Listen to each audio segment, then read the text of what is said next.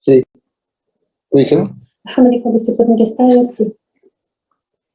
Entonces, Pues sí, dijeron, no es de ellos, ¿no? no es ellos. Oye,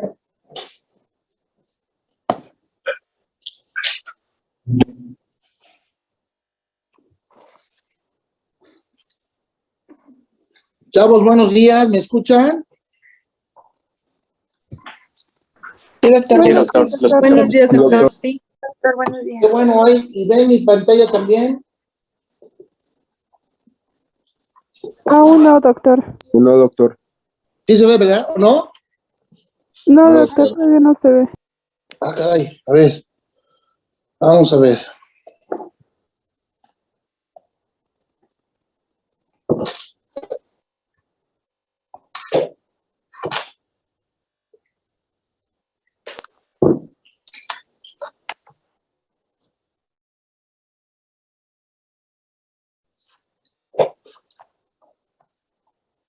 ¿Ahora sí ya? Ya se ve, doctor. Ya, doctor. Perfecto.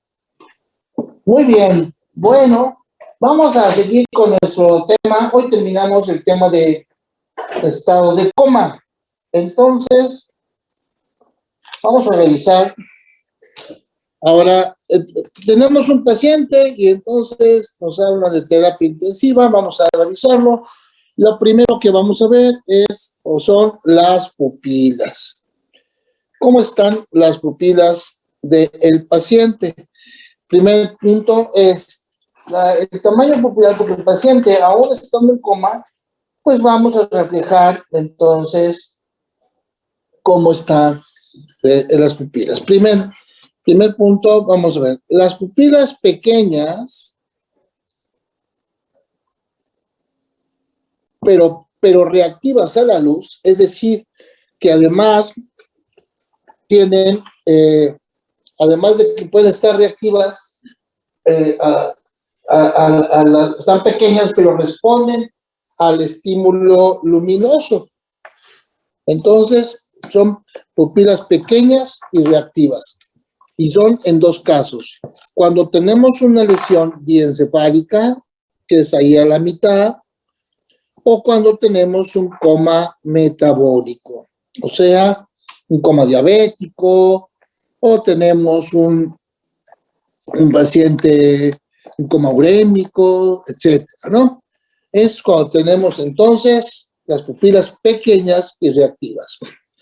Si yo me voy a la parte medial del tallo cerebral, aquí al mesencéfalo, el mesencéfalo ahí lo voy a dividir en tres.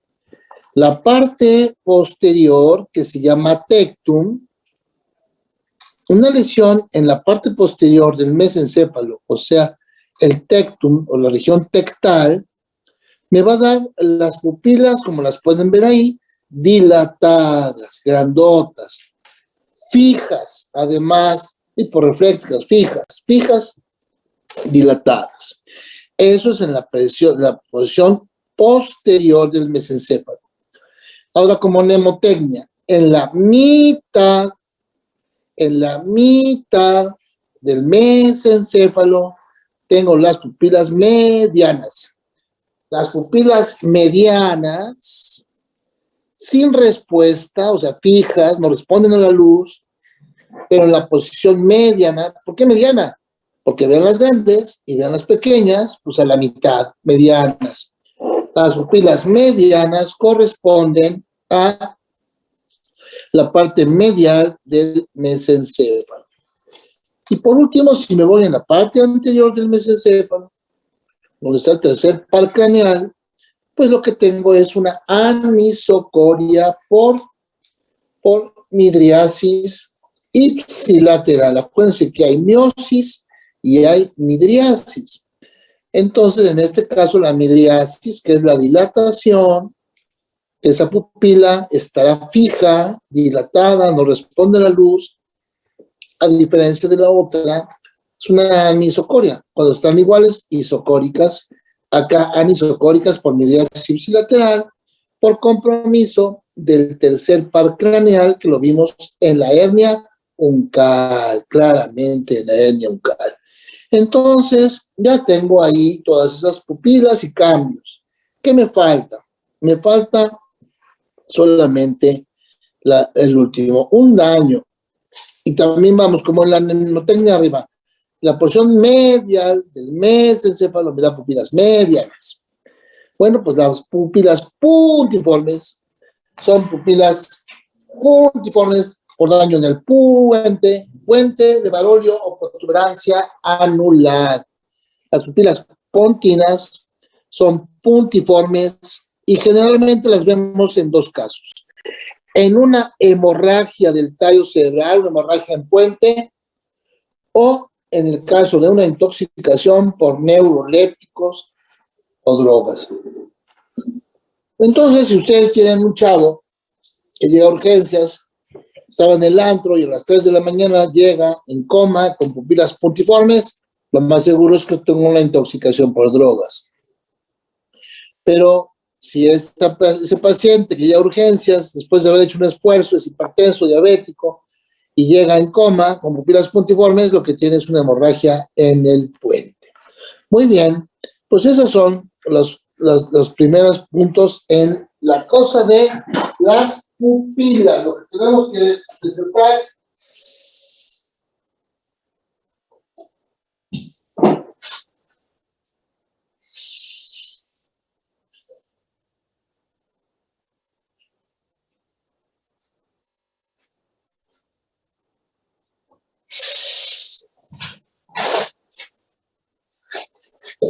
entonces es lo que vamos a ver en el primer paso del paciente.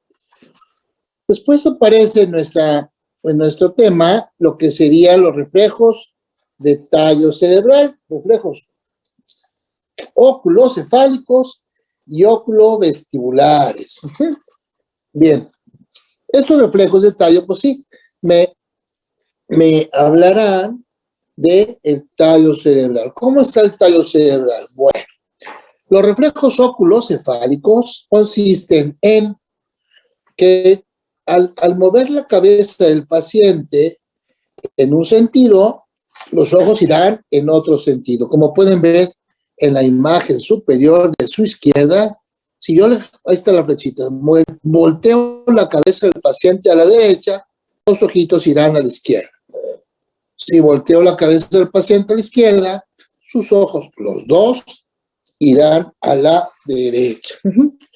Entonces, con eso yo me doy cuenta ya prácticamente que el paciente pues tiene integridad en el tallo cerebral. Conmigo es hacia arriba, hacia abajo, pero me interesan estos de acá, que se llaman óculocefálicos.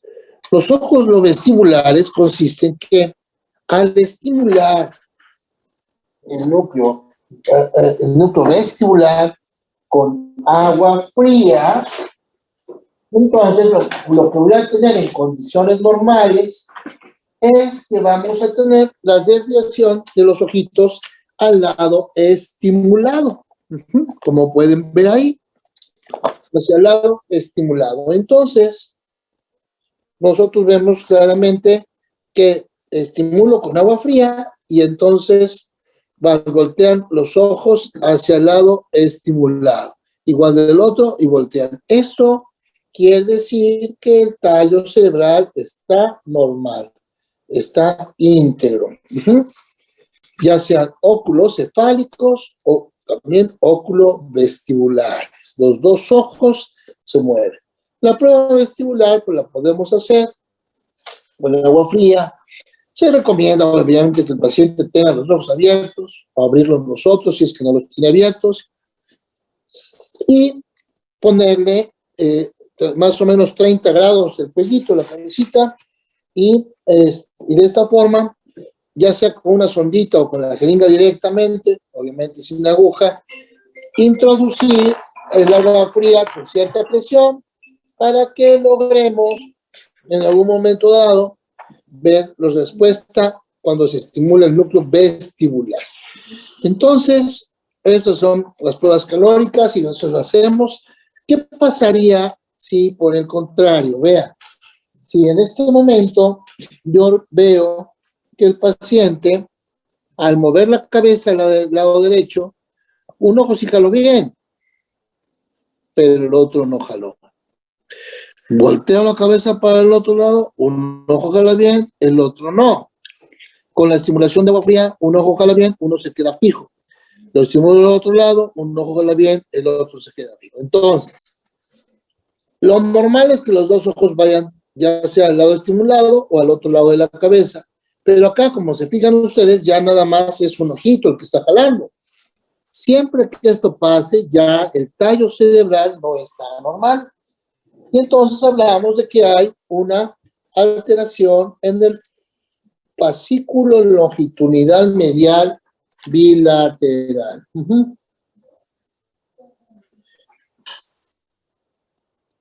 Fascículo longitudinal medial bilateral. ¿Ok?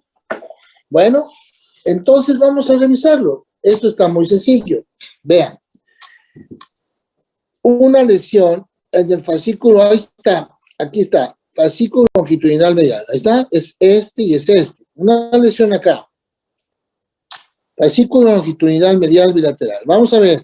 Viene el área 8 frontal, muy bien. Llega la formación reticular paramediana pontina al núcleo del sexto que se encargará de jalar el ojo hacia afuera perfectamente. Pero ya vimos que el impulso pasa o regresa al fascículo longitudinal medial, pero ahí, ¿qué pasa? Pues ahí se interrumpe. Entonces ya no pasa para acá, entonces ya no llega a estimular el tercero y este ya no va a jalar, porque se interrumpió en el fascículo longitudinal medial. Obviamente, si hago del otro lado, pues como también está afectado, el fascículo longitudinal medial va muy pegadito uno con otro, lo que quiere decir que seguramente va a alterarse los dos. Por eso es que un ojo jala y otro ojo realmente no jala. Bien, ese es el daño. Pero una vez aprovecho esta imagen. ¿Qué pasa si el daño es abajo? Pues el daño es abajo, en el tallo cerebral bajo, ahí viene mi impulso nervioso, pero pues ya no pasó más que ahí. Quiere decir que no va a jalar este y tampoco va a jalar este. El daño en el tallo cerebral bajo corresponde a la pérdida total de los movimientos oculares. Hay los óculos cefálicos y los ojos se quedan fijos, como de muñeca. Estimulo con agua fría y los ojos se quedan fijos los dos. Lesión del tallo cerebral bajo, se afectan bilateralmente tanto los óculos cefálicos como los óculos vestibulares. Bien, veamos a esta paciente. Ojos fijos.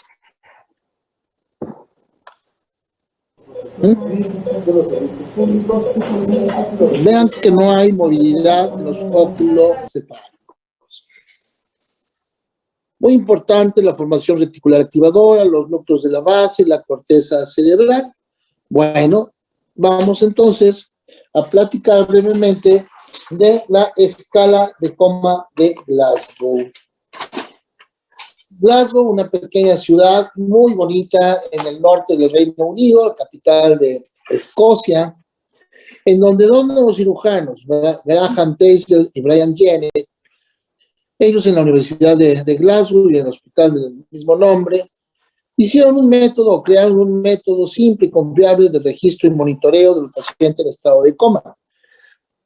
Inicialmente pues, fue hecho para eso nada más, en el traumatismo craneoencefálico, pero pues ya en la actualidad se maneja en cualquier paciente con estado de coma, incluyendo coma metabólico o por alguna otra razón. Desde 1977 se les dieron unos valores que son los que manejamos actualmente y que es una forma práctica de poder evaluar a un paciente.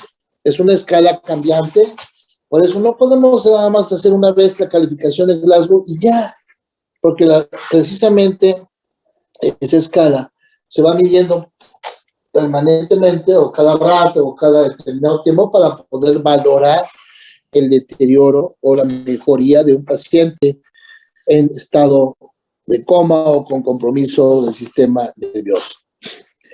Glasgow, entonces, como lo pueden ubicar ahí arriba, en el norte del Reino Unido, en donde la universidad, que es una universidad muy bonita, pero además viejita, igual que el hospital está pegadito a la universidad, en donde estas dos personas que ven ahí, Teisel y Janet, hicieron precisamente esa escala, que consta de 3 rubros.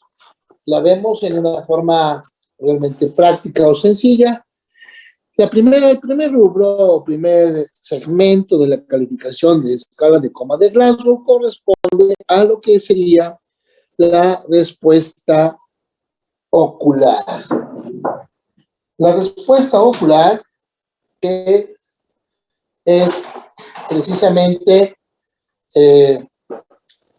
lo que puede evaluarse con lo que es el paciente está consciente o no tan consciente, cómo va perdiendo, y vemos. Entonces, por ejemplo, si llego a urgencias y el paciente está totalmente despierto y está abriendo sus ojos espontáneamente, entonces le voy a poner 4 de calificación. 4 si el paciente tiene la apertura espontánea de sus ojos.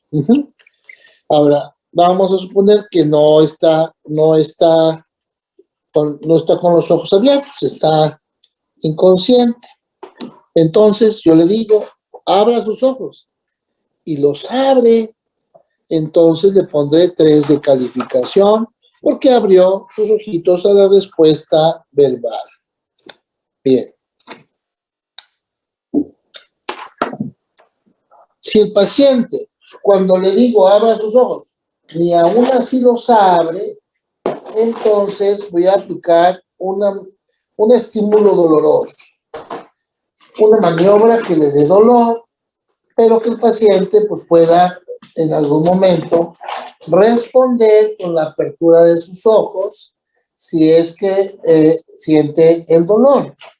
Y entonces lo que hacemos es que, vean ustedes ahí, lo que vamos a hacer es aplicar un estímulo doloroso que se llama maniobra de Foix, que se escribe así, Foix, pero es maniobra de Foix.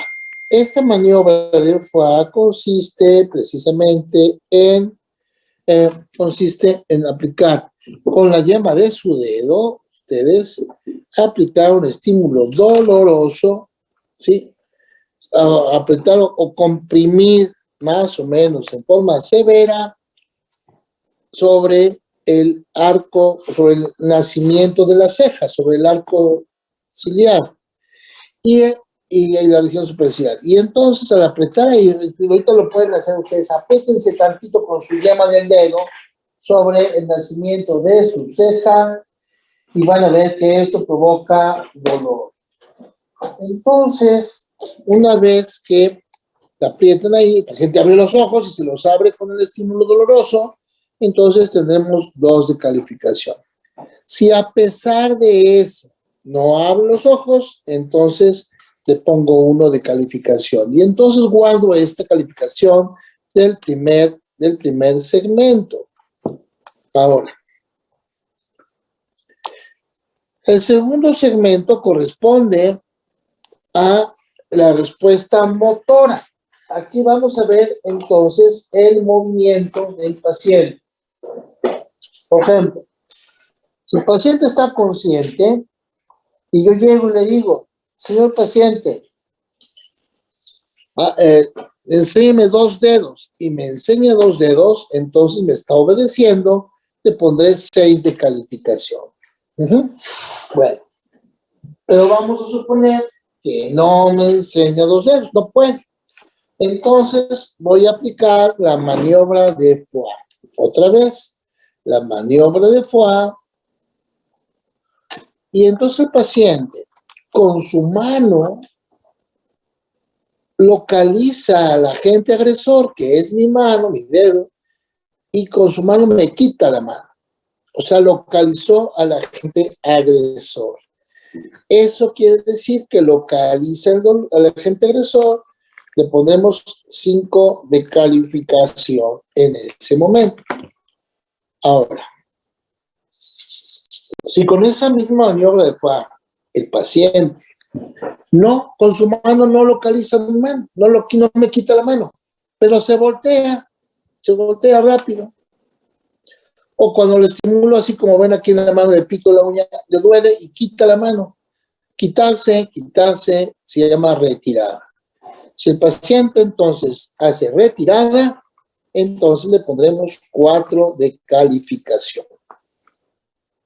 Si no retira al paciente, y al contrario, y aquí más importante, ya sea con estímulo doloroso o sin él, tiene una flexión forzada de sus extremidades, como ven ahí, que también se llama decorticación, le pondremos 3 de calificación. El paciente está más mal, por supuesto. 3 de calificación. Ahora, si en lugar de hacer esa flexión forzada con estímulo doloroso o sin él quiere decir que puede ser en forma espontánea, el paciente hace una hiperextensión de las extremidades, que también se llama descerebración, le pondremos 2 de calificación. Y si de plano no hay ninguna respuesta, le pongo 1 y lo sumo. ¿Y qué me falta? Me falta la respuesta verbal. Doctor, una pregunta. En la anterior, en el punto 5 o en el de la localización, si el paciente no quita con la mano, digamos, no localiza con la mano, pero digamos que le molesta y en a esa respuesta mueve la cabeza como quitando la mano del médico, ¿se contaría como punto 5 o 4? 4. Si es retirada, o sea, si nada más quita la cabeza tantito, o sea, como que quita, se encoge, se arruga, quita la cabeza, es 4. ¿Sí? Ok. Si con su mano me quita mi mano, es 5. Pero si nada más se voltea, es 4. Ajá. Por eso es retirada. Bien, gracias. Ajá.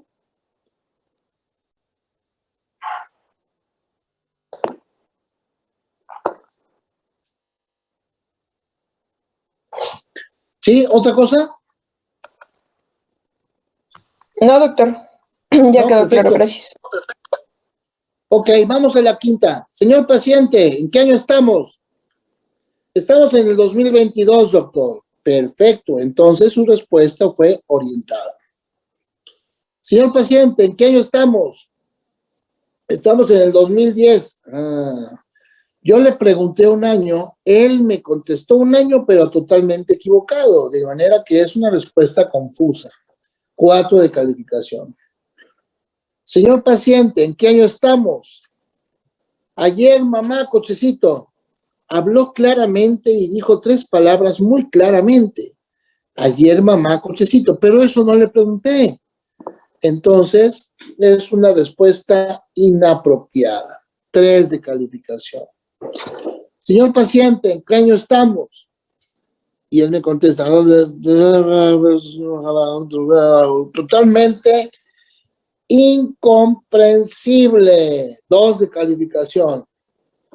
Y si de plano no me responde, entonces le pondremos 1 de calificación y ya sumo todo al final, como pueden ver, sumo los 3 en la escala y tengo la posibilidad de que el paciente más deteriorado tenga 3 y lo normal en Glasgow es 15. De ahí puede haber cualquier variedad de acuerdo a lo que yo vaya sumando de los 3 puntos, que no es otra cosa más que el resumen que vemos acá de la respuesta o apertura ocular, la respuesta motora y la respuesta verbal.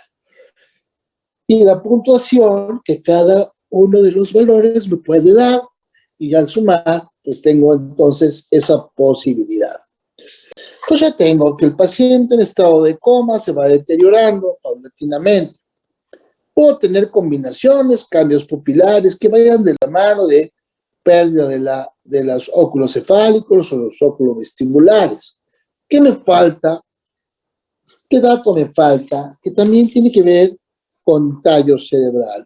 Bueno, pues lo que me falta también es precisamente la respiración.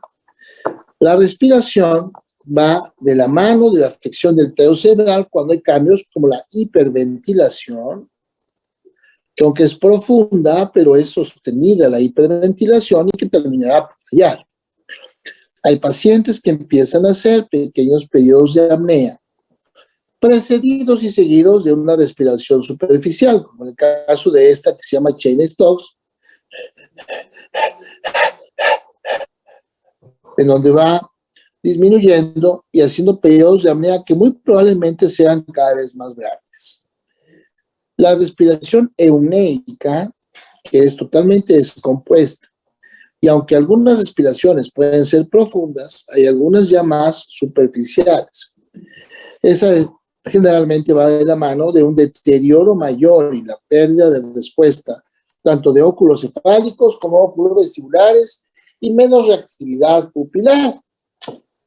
Llega un momento que la respiración, aunque es euneica, o sea, descompuesta, pero es muy superficial.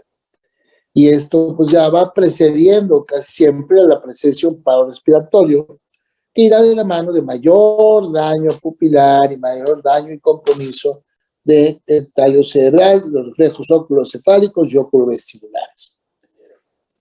Entonces, en la valoración del paciente con estado de coma va a ser importante todo, no solamente las pupilas, la calificación de Glasgow, valorar si existe la posibilidad de algún dato más, como un Babinski, o datos incluso de decorticación o de descerebración cuando el paciente hace la hiperextensión de sus extremidades.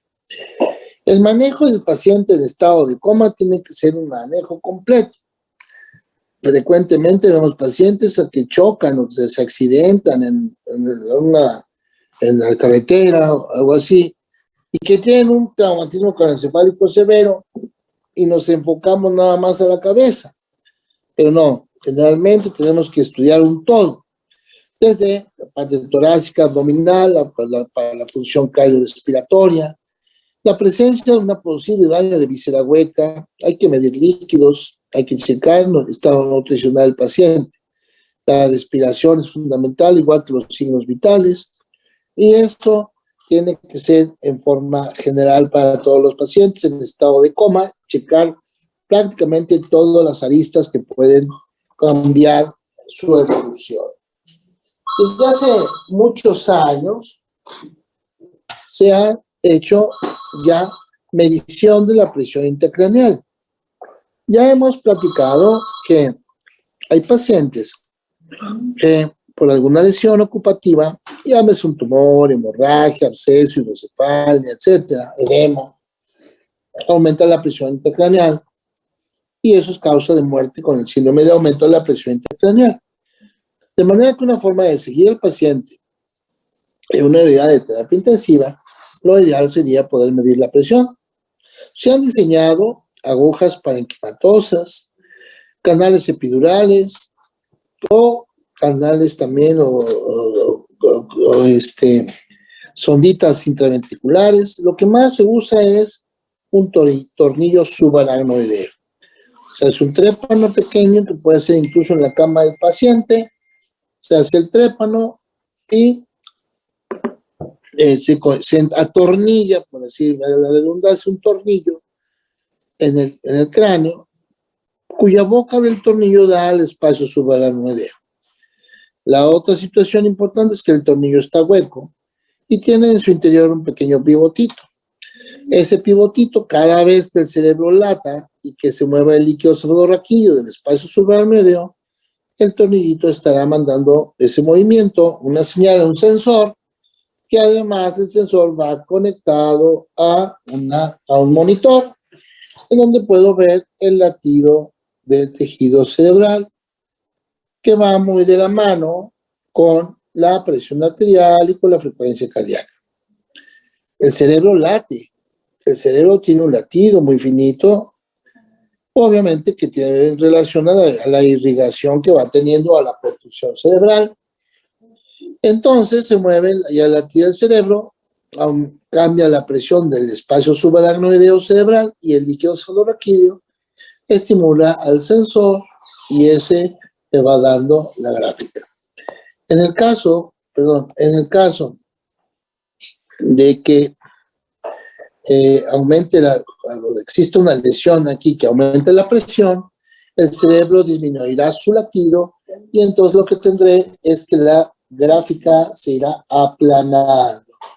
Eso significa que está aumentando la presión y tenemos que pasar ya sea a una cirugía, a utilizar diuréticos o procedimientos como la ventriculostomía, que consiste en colocar un catéter dentro de los ventrículos, y aquí sí vale la expresión sacarlo afuera, porque un catéter ventricular lo puedo sacar al peritoneo, o en el caso de las válvulas de derivación, y sin embargo, lo que vemos acá es sacarlo a una bolsa estéril fuera del organismo para que drene el líquido cefalorraquídeo en los casos de hemorragias o en el caso de aumento de la presión intracraneal, hidrocefalia, etcétera. Puede ser el manejo para descomprimir y bajar la presión intracraneal.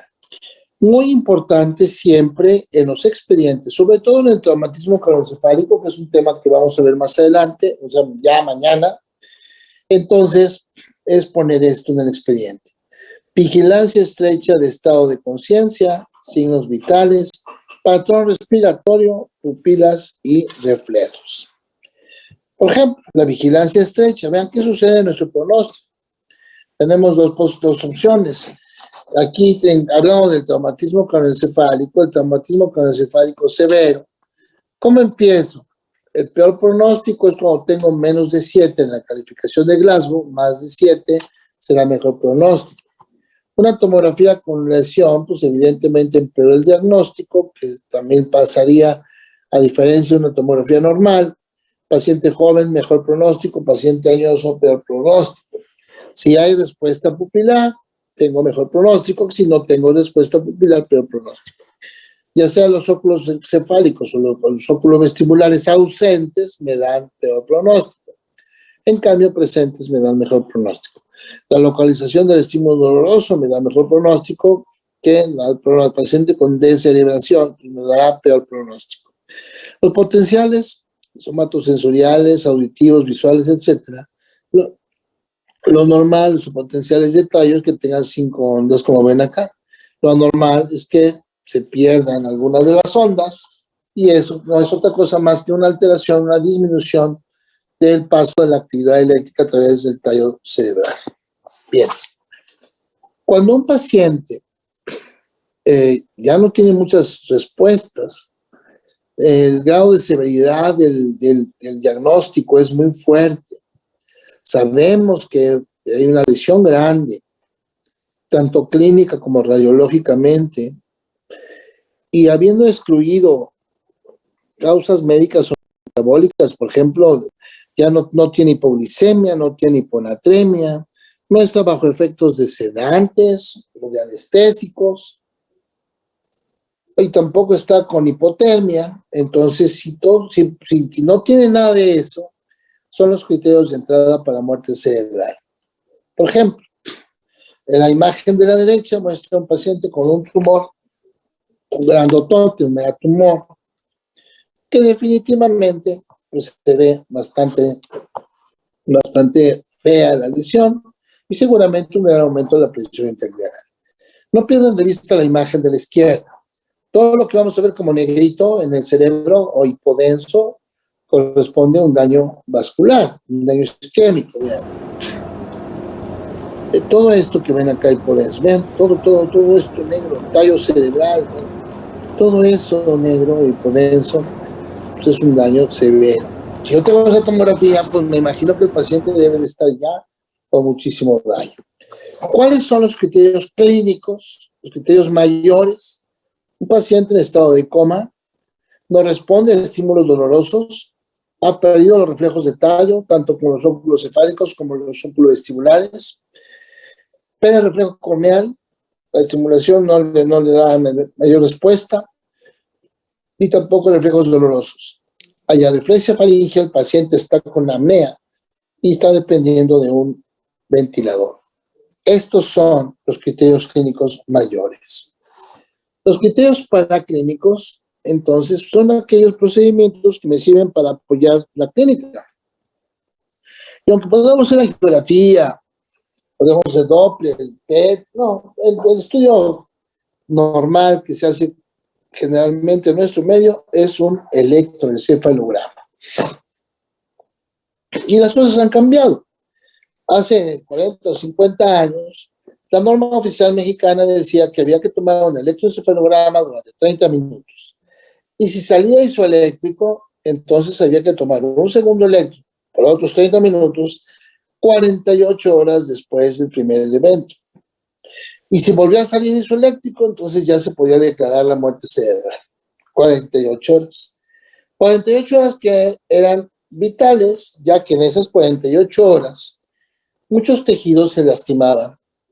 El hígado dejaba de funcionar, la córnea se despulía, los riñones también, etcétera. Entonces, ¿todo para qué? Bueno, pues resulta que en la actualidad solo es suficiente con un electroencefalograma de 30 minutos isoeléctrico y que clínicamente no haya respuestas para poder declarar la muerte cerebral.